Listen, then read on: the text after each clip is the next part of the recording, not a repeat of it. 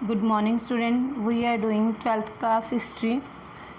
Theme 8, Peasant, Jamidar and State.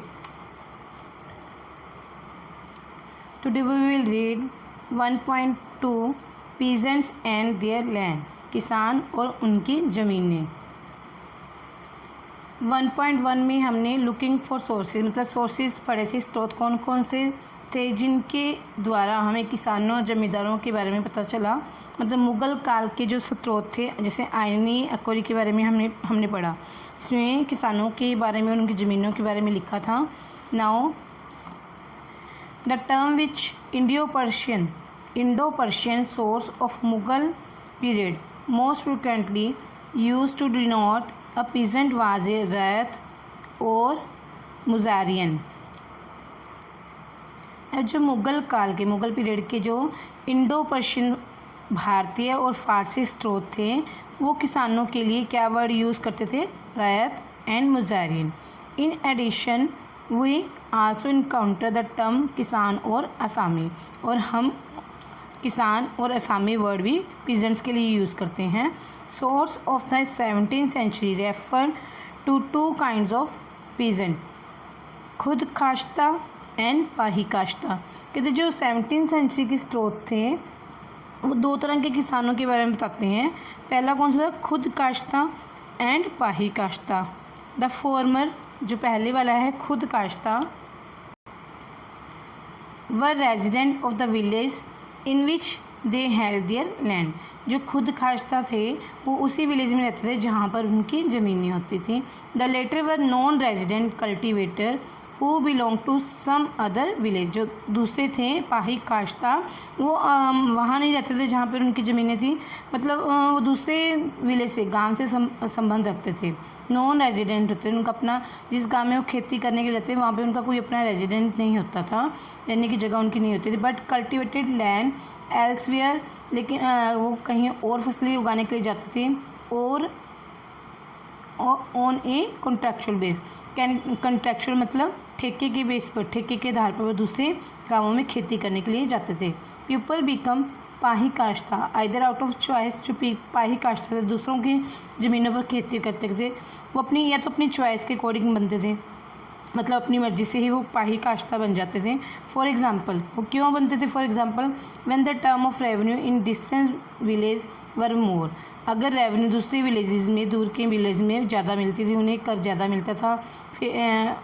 Village were more favourable. जो उन्हें कर था दूसरे विलेजेस में उनके फेवरेबल था, मतलब ज़्यादा कर सरकार को नहीं देना. और आउट ऑफ कंपल्शन, और कंपल्शन भी नहीं होता. मतलब जिन गांवों में उन्हें कर देना, सरकार को कर देना कंपल्शन ज़रूरी नहीं था और उनकी स्थिति के अकॉर्डिंग फेवरेबल था उनके लिए, तो हम वहाँ चले जाते थे. दूसरी एग्जांपल क्या? For example forced by economic distress after a famine.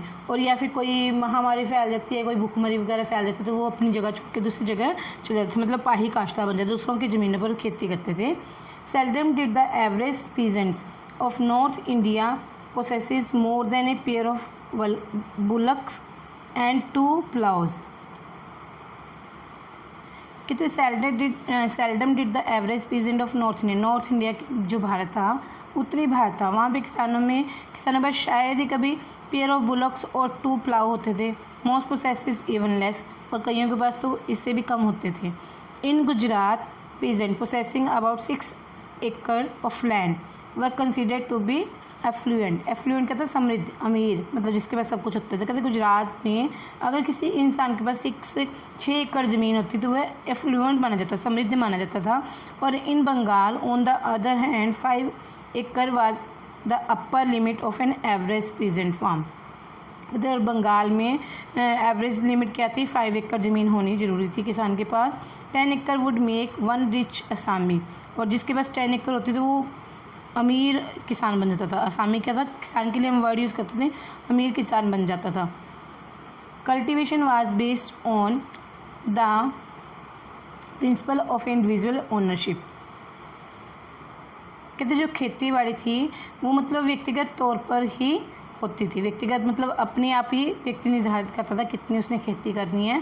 Peasants land were bought and sold in the same way as a land of other property owners. कहते जैसे ही दूसरे प्रॉपर्टी ओनर्स लैंड्स को सोल्ड करते थे वैसे ही peasants भी अपनी लैंड्स को खरीद और बेच सकते थे। This 19th century description of peasants holding in Delhi Agra region would apply equally to the 17th century। कहते 19वीं शताब्दी में जो किसानों का दिल्ली और आगरा में विवरण दिया है वैसा ही सेम 17th सेंचुरी में ही वैसा ही था।